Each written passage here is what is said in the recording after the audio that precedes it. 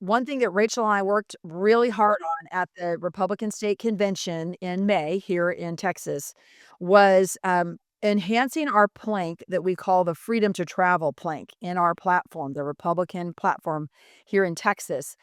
And we added the part where we wanted the legislature to act quickly to protect drivers from the kill switch, so that's obvious. But we also added specific language in there, to stop the climate mandates that come through net zero and vision zero specifically, or any declarations of climate emergencies or anything that might threaten our freedom to travel. Before we were talking, it was we were waiting for the elections, and now we have the elections. Trump is president. It's a Republican, leader.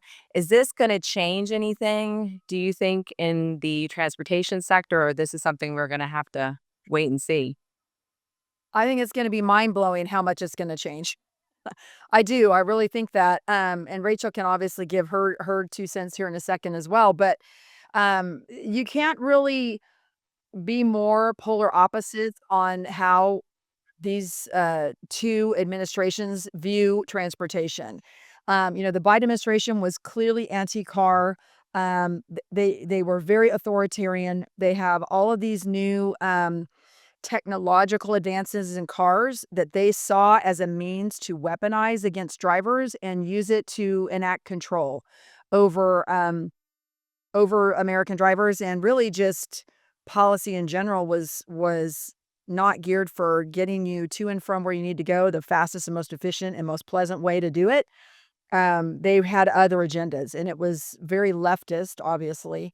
And then Trump, of course, he ran on repealing all the EV mandates, drill baby drill. He's not anti-car. He wants to enhance and our experience and our efficiency in every area of government, and that includes transportation.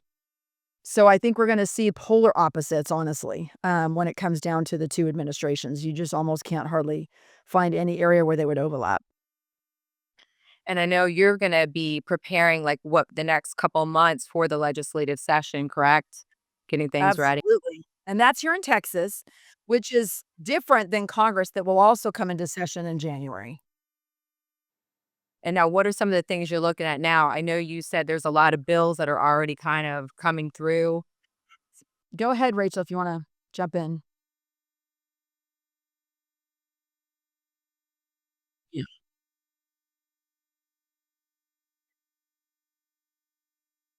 Yeah.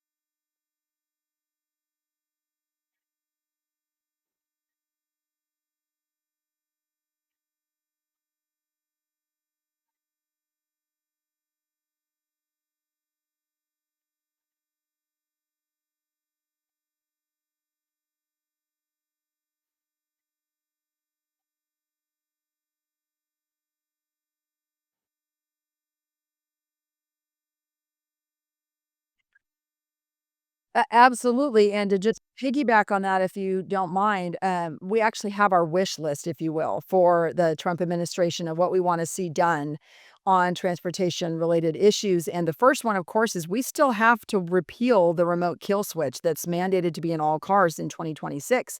That means the next Congress has to take action on this, and they are gonna need the power of the Oval Office and the presidency behind it to really get it done, because we already know there's a lot of squish Republicans. There were 19 Republicans that voted against our amendment to defund the kill switch going into your car.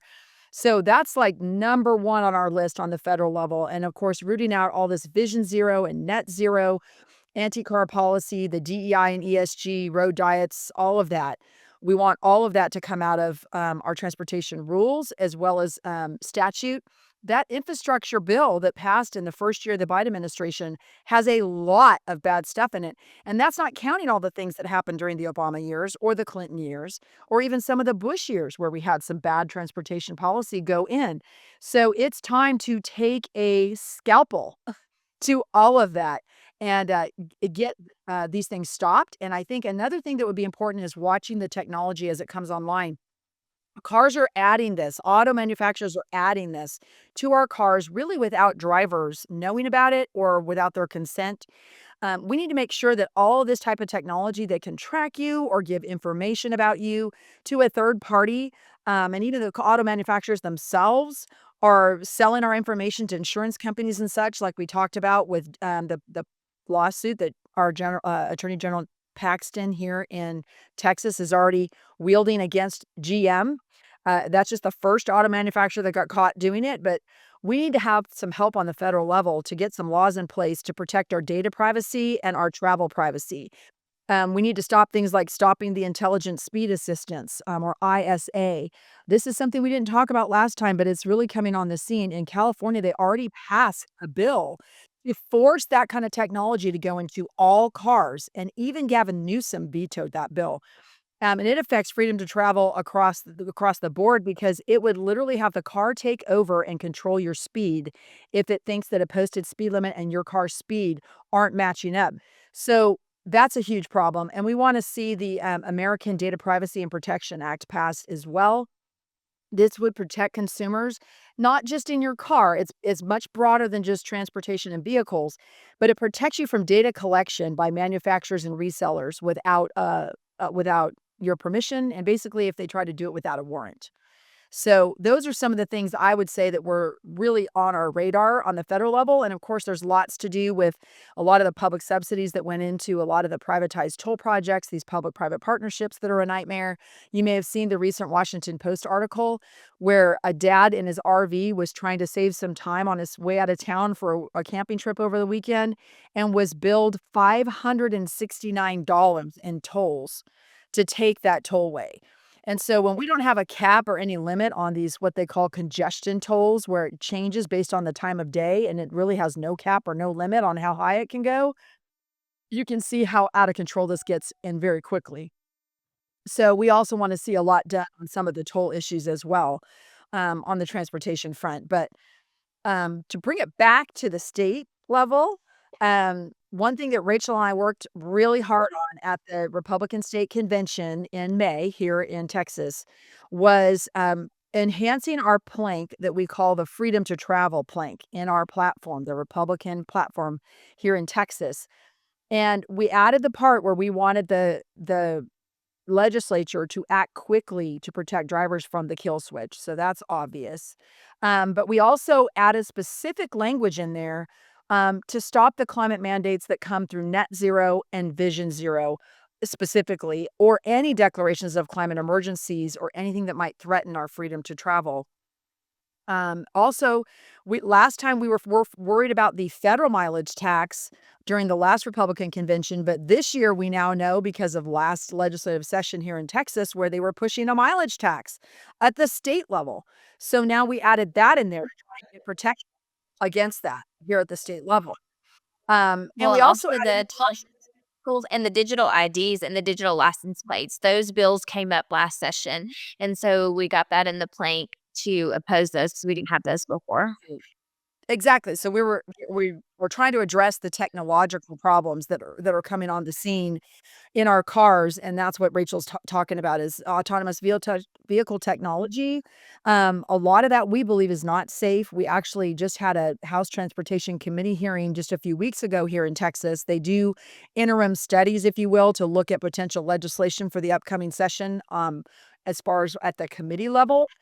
And they had 5 companies, several of which already have deployed completely 100% autonomous vehicles and mostly trucks onto Texas roads with basically 0 legislation, any kind of guardrails or, um, regulation on them at all.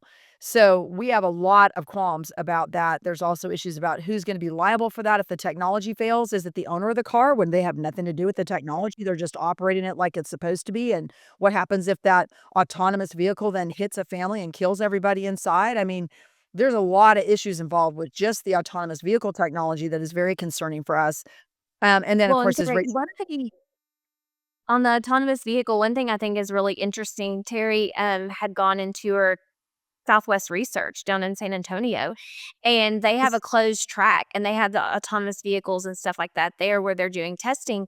And he said, the guy said, "Well, no, it'll be this won't happen in our lifetime." And literally, we turn around and here it is. It's not only happening, it's here. I mean, it's in Texas, and And we deployed were in on our right.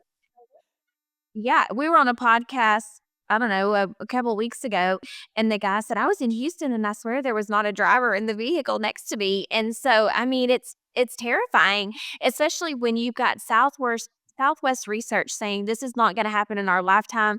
The technology is not stable. It's too dangerous. The reason why it works here is it's a closed course. We can control everything. You can't control what's happening on out in the free space.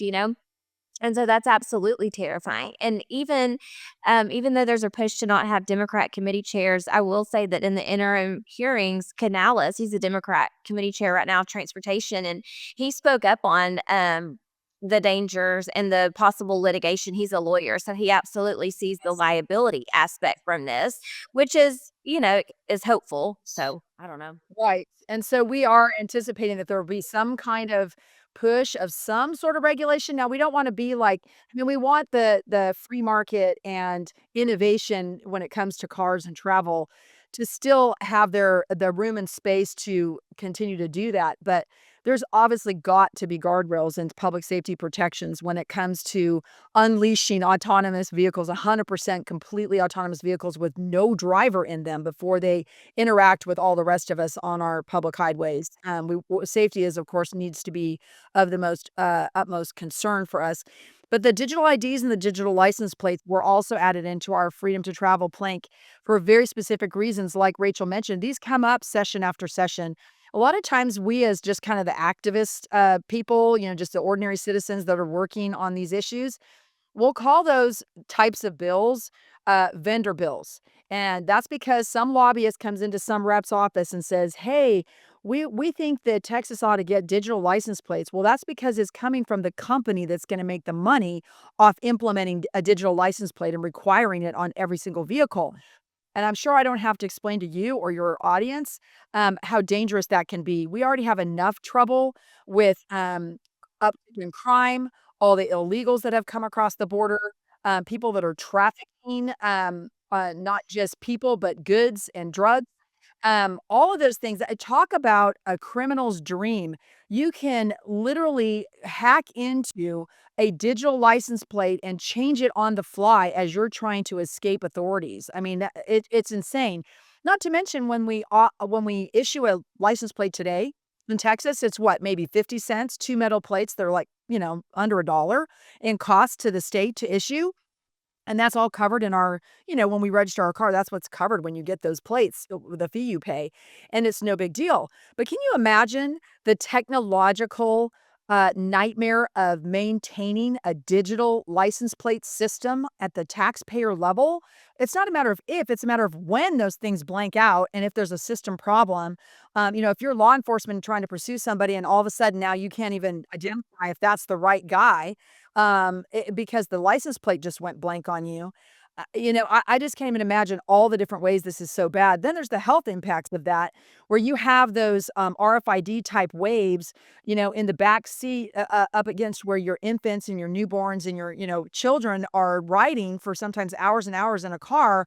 All of that wave and radiation hitting your passengers from a digital license plate is also very concerning, and digital IDs for many of the same reasons. So, we Well, and felt also the compelled globalist at agenda of the digital IDs. I mean, that's very much a globalist World Economic Forum agenda. I mean, they've already passed the digital IDs over in the European countries, and they want us to be a global citizen, and essentially they right. want to track us. We know that they want to track us everywhere we go, and it's a lot easier with your digital ID to do that. And so, Well, anyway, and think we've of got. all the trouble we had.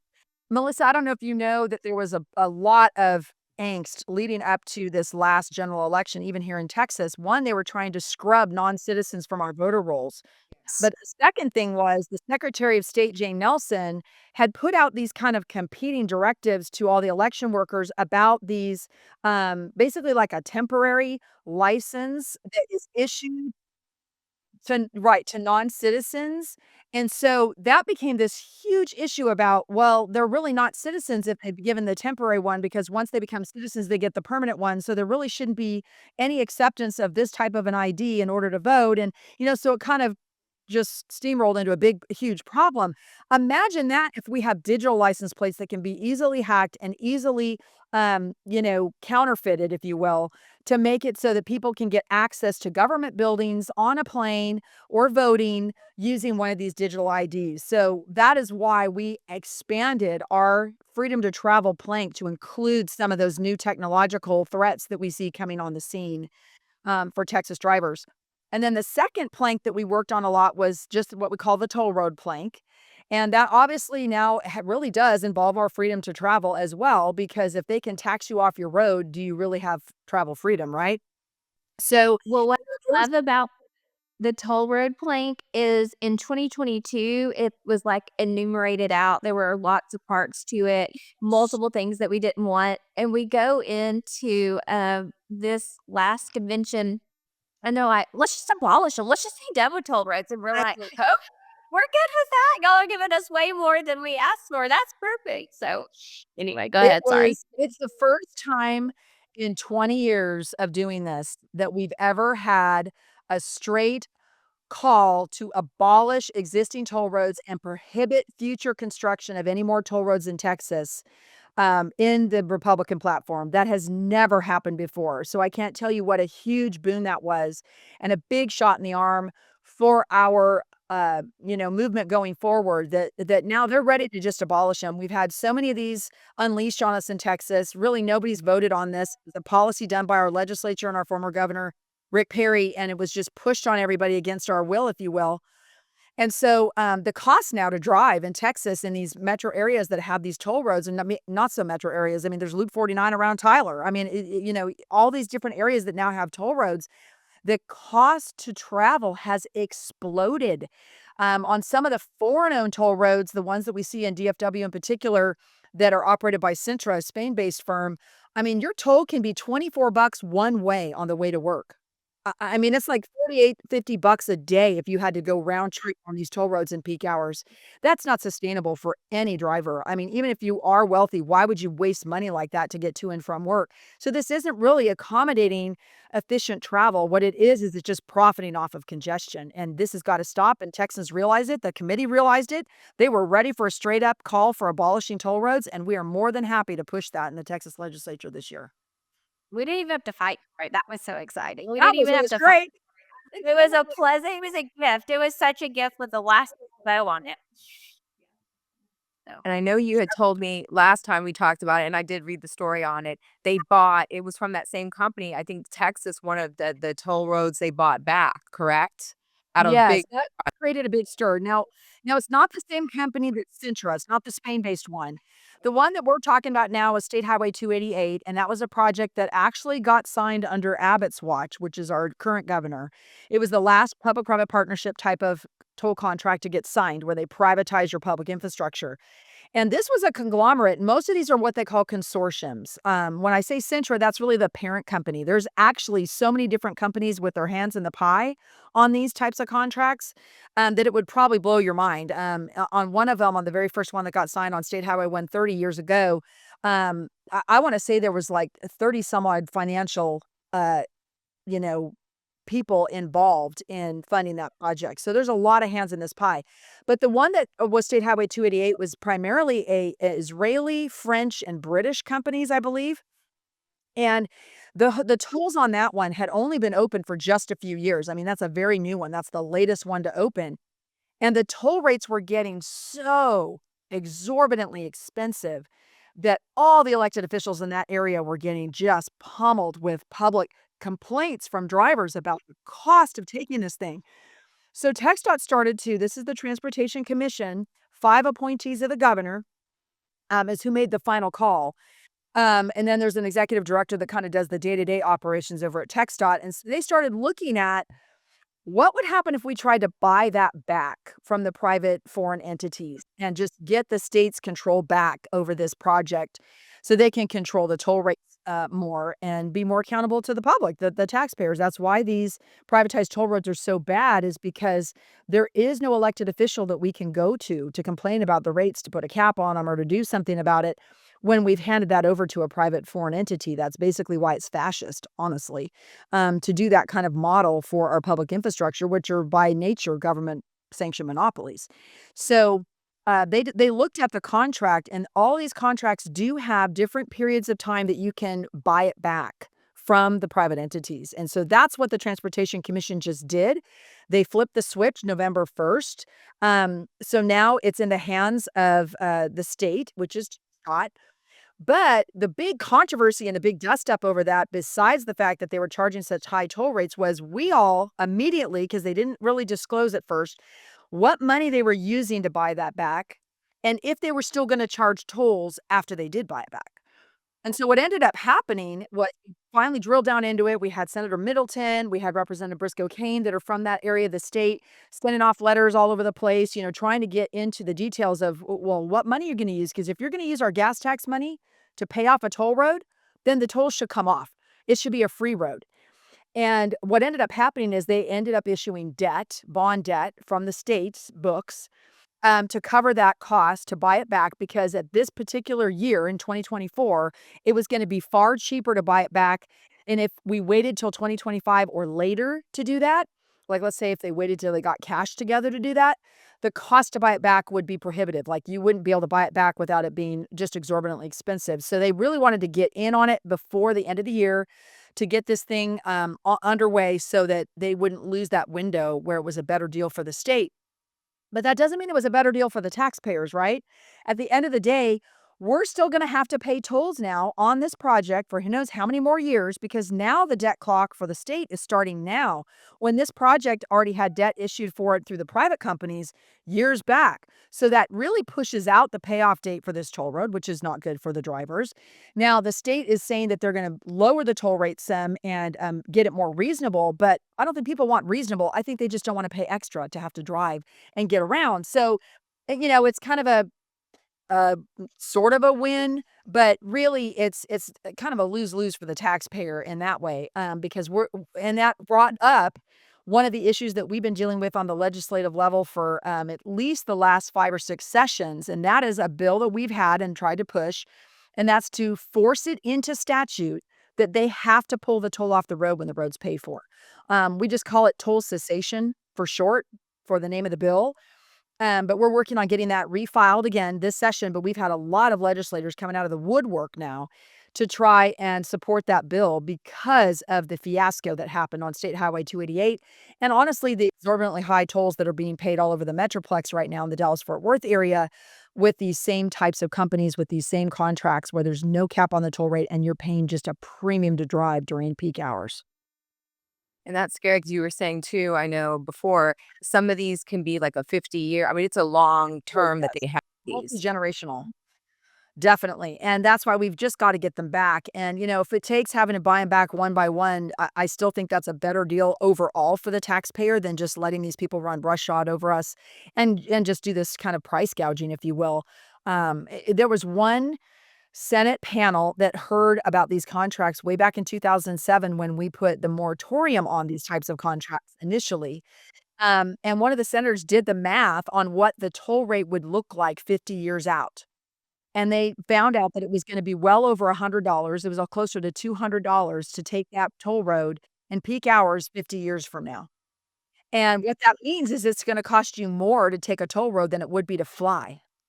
I mean, that's how insane this is, and when you hand over the keys of our public infrastructure to unelected for-profit companies, well, is it really any wonder that that's what it's gonna look like? I mean, you can't grant these kind of monopolies, so it's kinda like Teddy Roosevelt's trust busters need to come back out, and I think that our freshman class coming in on the House side is just the group of trust busters we need, so to speak, to do this, because they are warriors. They are big champions. They're very big and bold. They're very much in that Trump MAGA mindset where they're there to, like, not mess around, and we're here to get the job done, and we're not going to just come in lightly on this. They're ready to go. And that's one of the things they issued a letter on that State Highway 288 project and said, look, and to the governor, as well as his commission, and said, look, we've got to make it clear in statute that the tolls come off the road when the road's paid for. Perpetual tolls and these government sanctioned monopolies have got to stop.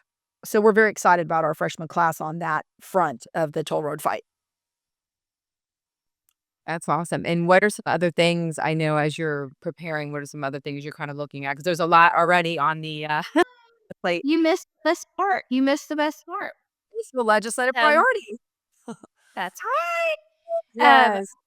I think last time I was talking about how I testified before the House and told them we're fixing to make transportation hot. We're gonna make it sexy. We're all gonna be talking about it, you know.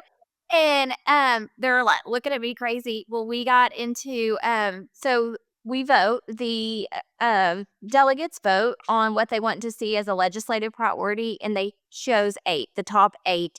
And so we made it for the first time ever to a legislative priority, and it's priority number 8, and it's ending federal overreach. And really and truly, all the credit on that really goes to a brilliant constitutional attorney, Tom Glass.